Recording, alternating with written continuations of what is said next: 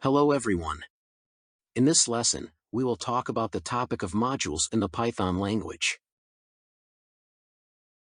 Python itself is a powerful tool. However, its full power is unleashed when we begin to utilize modules. A module is a file, or a set of files, that we can integrate into our project, thereby adding new functionality to it. There are various ways to work with modules. Firstly, we can create our own file, or set of files, and then connect this module to our project. The second approach involves connecting built-in modules that exist in the Python language alongside our custom modules. There are numerous built-in modules, and we will familiarize ourselves with all the key ones, learning how to connect and utilize them. The third approach is to utilize modules created by third-party developers. You can find all these modules on the official website. First, let's explore how to use built-in modules. In Python, there is indeed a vast number of built-in modules. If we were to consider all of them, we wouldn't even have enough time for a whole hour-long video just to list them. Some of these modules are rarely used, while others are quite common. We will focus on the modules that you really need to know about during this lesson. Of course, we won't cover all the functionality within these modules, but I'll simply describe what these modules do and what useful information you can extract from them. To begin with, let's look at the module that allows us to work with time. This module is called time, and to import it here, we need to use the import directive and specify what exactly we are importing. Since this module is built in, we don't need to download or install anything extra, and we simply indicate that we are importing this module with the name time. To access any module, you need to refer to it by name. In my case, it's time. Then you need to use a dot and refer to a specific function. Let's access a function called sleep.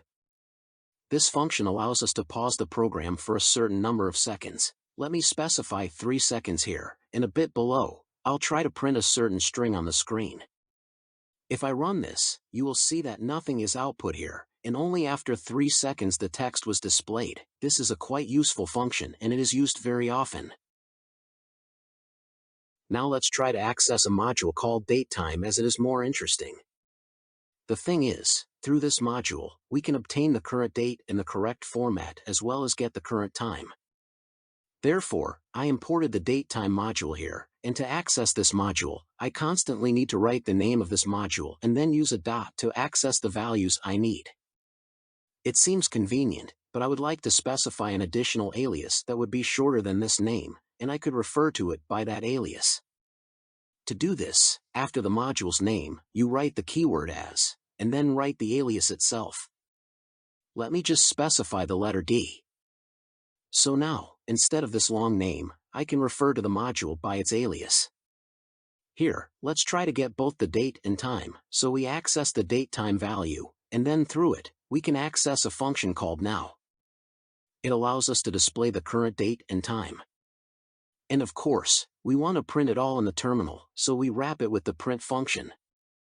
If we run this, we will see the date as well as the time down to microseconds. Additionally, this module has many output formats. You can output only the time or only the date. You can also output hours, seconds, and much more. Now, suppose you're interested in certain information regarding the user. To find this out, you can use modules such as System and OS. To import them, you simply create a new line of code and specify that you're importing the System module as well as the OS module. You can list modules by separating them with commas. Now, with each module imported, you can work with them. Let's now access the System module and refer to the path value.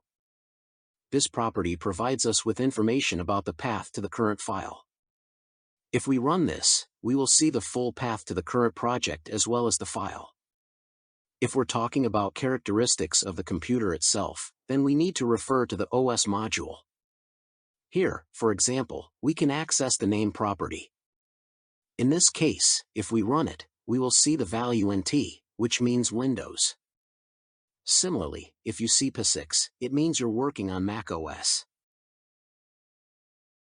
If you need it to output not just some obscure name but specifically your platform, then you need to import another module, such as platform.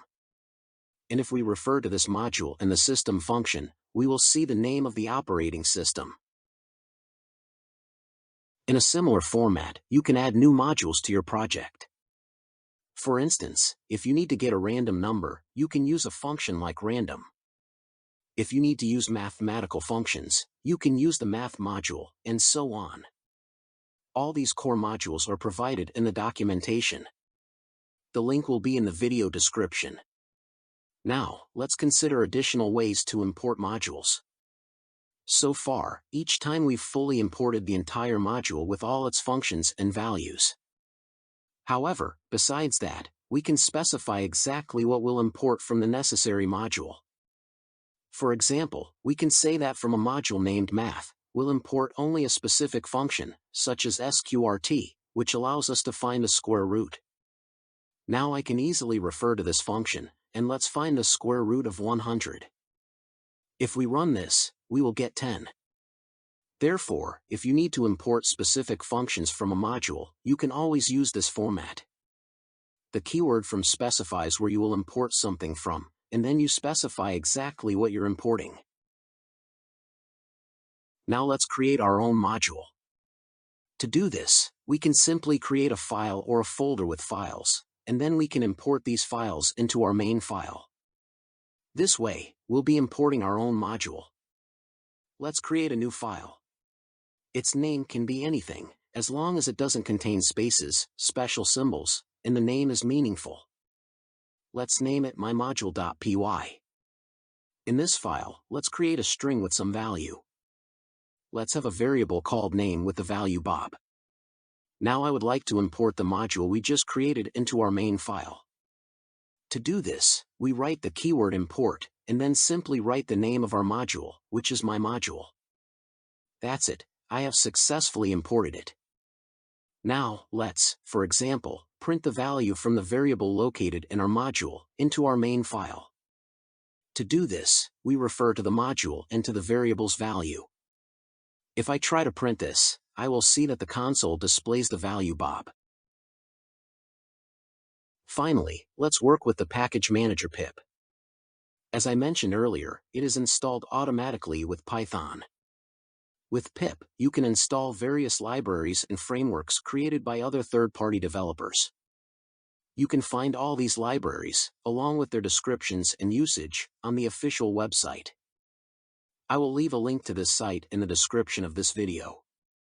Suppose in the future you want to develop websites using a framework like Django. Here you can find it, go to its page, and find the command for installing this framework and a brief description of how to use it. However, because Django is a very large framework on its own, it requires a separate video course, so we won't install it now. At the same time, we can install something very simple to test the pip package manager technology and understand how the installation of different libraries works. As an example, I chose a fun library that doesn't make much sense, but it's interesting and allows us to have a little fun. This library is called Cause, and to install it, we need to write this command in the terminal. So let's just copy this command and return to our project. Now, you need to select the terminal in your development environment and paste the command you just copied, then press enter. If you encounter an error after this, then in that case, after pip, you need to add the number 3. And here, we have downloaded and installed this library inside our project. If we go into the Ven folder, we will notice that new folders have been added with the installed module. These are the folders that allow us to interact with the library now. To use this library, we simply write what we did earlier, import, then specify that we're importing a library like Cause, and then we access this library and refer to a method called cow. Again, I'll reiterate that you can find the methods of the library on the official website. So, all we have to do is write some text that will be displayed on the cow. Let's write hello here. Run the program, and we see a cow that seems to be greeting us. This library doesn't do anything particularly useful, but through it, we learn the process of installation and its usage. In the future, you can find libraries on this website, and you will also find all the commands for their usage here. Therefore, in the future, you will use the pip manager many more times to install various libraries, and the documentation description will be on the library's page itself. With that, our lesson comes to an end. I hope you enjoyed the lesson, and if so, don't forget to subscribe to the channel so you don't miss new lessons. Thank you all for watching. See you soon. Bye for now.